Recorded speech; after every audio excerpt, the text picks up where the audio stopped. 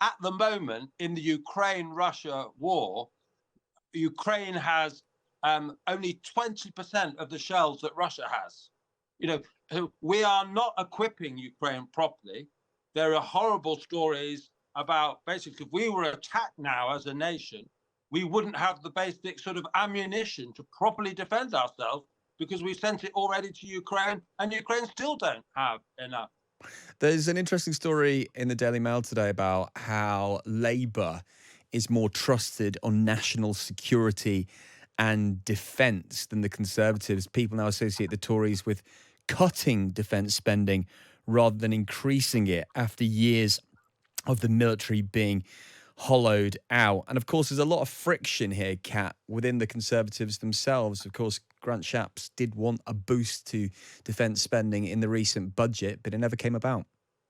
Yeah, I mean, I was just going to say, it's not just the public that are associating the government, the Conservative government, with cuts to defence spending. It is, of course, a lot of Conservative MPs who are being very, very vocal.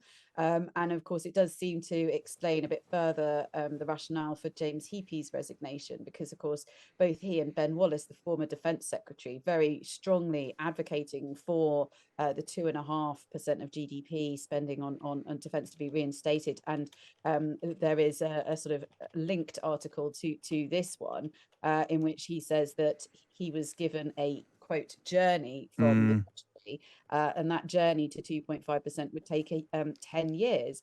And this is not a sort of idle sort of issue. This is something which a lot of people are very concerned about, because we have been hearing quite a lot about how we are in this kind of pre-war state, people kind of increasingly concerned about what Putin might be doing next, and the fact that Europe, frankly, just isn't in a position to be able to have the resources to respond to a sort of more significant threat. So I think, it's not surprising that I think that the kind of those messages have kind of seeped out into the sort of wider public sphere. But I think it will be incredibly concerning for those Conservatives who are hoping to maybe not win. I think the sort of jury is pretty, clear on the likely outcome of a general election. But in terms of damage limitation, because the two things that the Conservatives would reliably expect the public to think that they are better at are the economy and defence.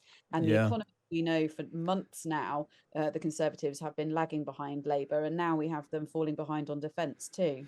There was a nice moment actually in the Commons this week, I don't know if you two saw it, where John Healey, who is Labour's Shadow Secretary of State for Defence, actually complimented James Heappey, who's the current UK government armed forces minister, who's standing down, and he gave this speech where essentially he said that during the last 5 years of Parliament, we've had 3 prime ministers, 5 chancellors, 5 home secretaries, but only 1 minister for the armed forces, and Labour would like to compliment him on that. And it was just one of those moments where you thought, oh gosh, wow, there is sometimes, occasionally, some nice respect that goes on between parties in Parliament, and that was one of those moments.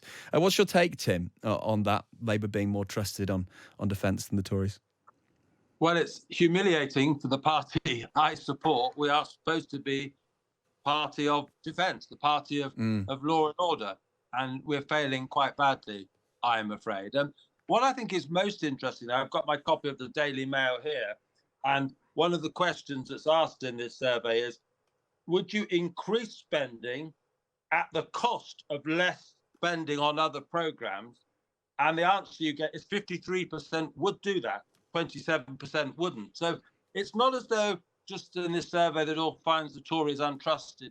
People are just wanting to increase spending on everything. I think the public at large are recognising there's a real problem here. At the moment in the Ukraine-Russia war, Ukraine has only 20% of the shells that Russia has.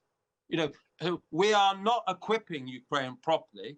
There are horrible stories about basically if we were attacked now as a nation, we wouldn't have the basic sort of ammunition to properly defend ourselves because we sent it already to Ukraine and Ukraine still don't have enough. Before he was Chancellor, Jeremy Hunt said defence would be a priority if he ever became leader. Rishi Sunak said the same. But at the last budget, they gave £20 billion of tax cuts and national insurance. Didn't really put any new money into defence. And I think the Tory party, supposedly the party of defence, is not only out of touch with its own backbenchers, it's out of touch with the public and possibly the Labour Party as well. So we've got to sort this out. You can't suddenly invent an army when you're at war. You need to be investing in your military capacity years ahead of that. And I worry a great deal about this subject, but actually encouraged that the public may be willing to make the sacrifices that the politicians just aren't leading on. So not all bad. Well, what do you think any manifesto would have in it, Tim, from the Conservatives and maybe Labour as well, on how much they would commit towards defence spending? Well, we are just about reaching our 2% target, which is what NATO is supposed to spend. But of course, part of the reason why our overall, if you look at the number of soldiers we have, the recruitment problems that the military is having, is we spend quite a bit of our money on a nuclear deterrent. I support the nuclear deterrent, but it means that actually the overall percentage we're spending probably isn't that comparable with what we need to be spending. So what I would hope for is something like to increase the spending to 2.5%, as James Heapy has recommended, over the next 5 years, and then perhaps to 3% over the next 10 years.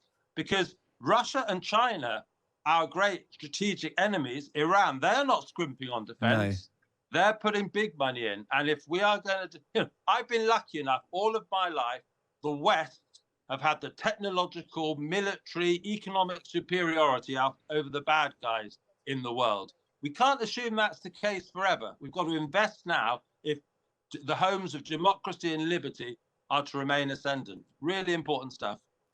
Okay, in a moment's time, we're going to talk about the threat of reform. Is a vote for reform a vote to return to the EU? We'll also talk about the Rwanda bill and the Archbishop of Canterbury, Justin Welby, saying he's not going to block it.